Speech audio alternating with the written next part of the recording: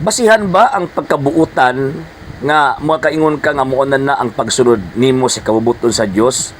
Mamugani sagad sa mga ginapanghambog sa atong mga higala nga mga dili Katoliko. So ang tubag ni ana mga higalag maigsuon dili. Ngano man kay ang Biblia gani mismo na ani nagwali sa pulong sa Dios na ani mga buutan pero niingon pang Ginoong Dios pahawa ka mo mga daotan wala ako makaila kaninyo. So sa unsang paghihaman nga makaingon ta nga nakasunod tas kabubuton sa Dios.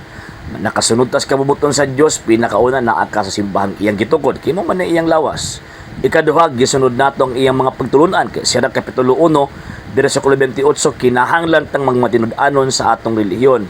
Ikatulo kinahanglan natin grasya pinagi sa mga sakramento and lastly mo na ang tawag ini nga pagpersevere sa atuang kinabuhi uban sa grasya pinaagi sa atong mga maayong binuhatan. So dili enough ang maayong binuhatan nga miuntag iya ta si Kristo.